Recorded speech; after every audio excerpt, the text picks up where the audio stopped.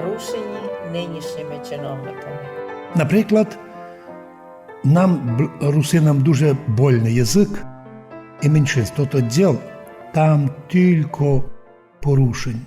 У 10 статті написано, що Україна гарантує свободне розвиття язика національних меншин. Уви, того не є. У 11, що государство содействує розвиттю етнічної культури, наприклад, і русинської, язикової, релігійної, самобутності всіх корінних народів і національних меншин. З того ніч не є. 24 стаття запрещає ограничення прав, привілегій по язиковим признакам. Уви, нарушається. Всі ті норми нарушаються з таким перехльостом.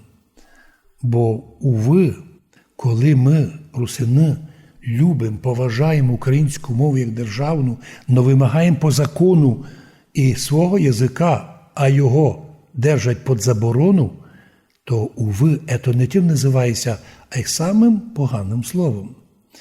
Но при цьому власті розуміють, що документ, той, як Конституція, ну, то не є обов'язково для них. Це таке, щось таке подсказка. Стаття 53 прямо дає право національним меншинам на обучення народово-язикове за рахунок державний. А нам, русинам у Закарпатті, влада, чиновники мішали навіть в школах за свій рахунок робити. Переслідувалися учителі, і нас додівали уви. А де Конституція? У відділі ідеології цензури 15 стаття Конституції, в ній говориться, що ніяка ідеологія у державі не може бути обов'язательна, а цензура запрещена. Откуда появилася у нас галицько-українська ідеологія? Чому ми не можемо мати у Закарпаттю своїх героїв Олександра Духновича, Павловича, Добрянського, Венеліна Гуцу, їм класти пам'ятники? Чому? Но, однак в Україні события розвиваються в останні роки зовсім обратному направленню. Цензура жорстка, уви, найби і комуністи, і большевики позавідували, як ото треба боротися із людьми, котрі мають інші погляди. Моментально на тебе случайно на вулиці нападають радикали в масках, угрожають, вони тебе б'ють, ти не смієш захищатися, а тронеш їх суд. Удивительний світ, в котрий ми попали.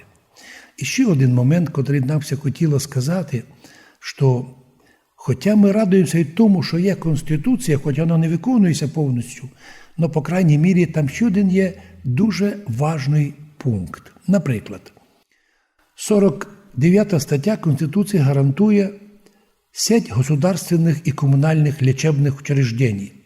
І вона, цитую, не може бути сокращена. Сеть лечебних комунальних учреждений не може бути сокращена. І поміч там повинна сказуватися безоплатно, безотказно. Чому прийшли нині? А де Конституція? На ділі реформа тої Уляни Супрун розвалила все, що лише може розвалити. А де Конституція? Ну і ще один момент хотів би на завершення сказати. В Конституції чітко прописано: любий новий закон, котрий приймається Верховною Радою, не може зменшувати права, які вже є по закону нинішньому. Розширити права може, і ще більше. Но сохранити не може. 22 стаття, там написано, що при утвердженні нових законів не допускаються суження содержання і об'єму существуючих прав і свобод. Но ми, видя Божу милость, зная, що ми громадяни України, зная, що не самі кращі люди стали у Верховну Раду, не самі лучші у нас люди-міністри. Місті з цим це наша держава, і ми покликані все зробити, щоб державу зберегти.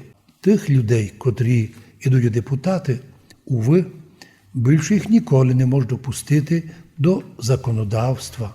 Бо, як видимо, який короткий час може ліквідувати основні державні інститути, котрі гарантуються народові, без котрих держава не держава.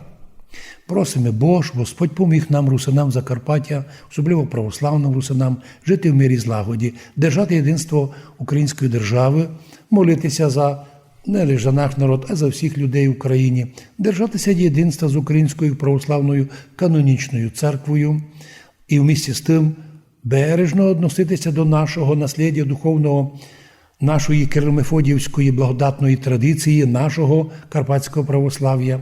І тут на землі, тоді ми зможемо много зробити, а в вічності уєдно із нашими русинами, добрими русинами, да і з добрими православними українцями ми зможемо бути від Бога нагороджені і на землі здравим довгоденством, а в вічності Царством Божим. Будьте здорові! На цьому наша передача завершена. Будьте здорові! Будьте здорові і з Богом святим!